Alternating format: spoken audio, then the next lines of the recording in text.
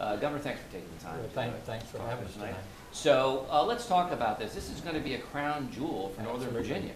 Absolutely. You know, we have a wonderful science museum in Richmond, and it draws people not only from Richmond and Virginia, but other states, and you know, families can bring their children, and so it's been a tremendous asset for Richmond and Virginia. And so now to be able to have a science center here in Northern Virginia, especially with the population here, this is a great announcement, a great evening. And you know, we're both advocates for science. We're both scientists. Pam is an educator, as I am, as well as I'm a physician. And you know, we are really dedicated to making sure that we keep our economy moving forward.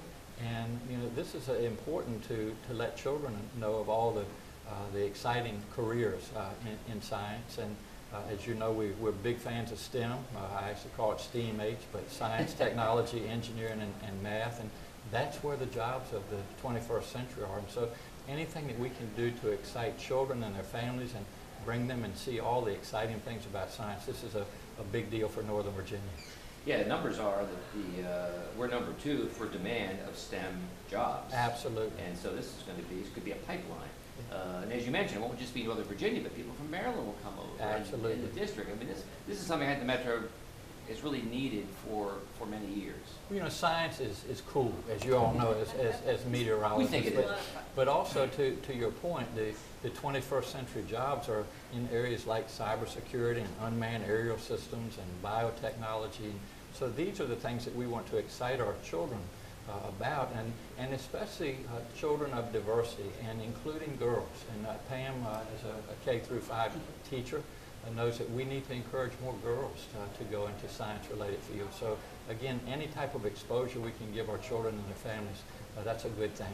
Can I ask you one last Absolutely. question? If you could talk to that 4 or 5-year-old young girl, Yes. maybe parents didn't go to college, didn't graduate in high school, Yes. what would you tell them you're fighting for by helping this museum happen in North Virginia?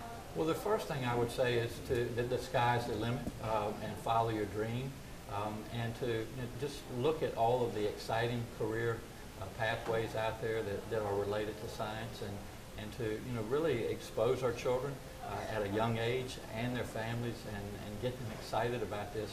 And in order to do that, to be able to come to a museum like this and look at how cool science is and get excited about it, and have a dream.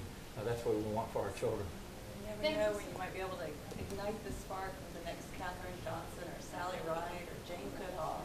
Give them an opportunity to see themselves in those places and abilities too is very exciting.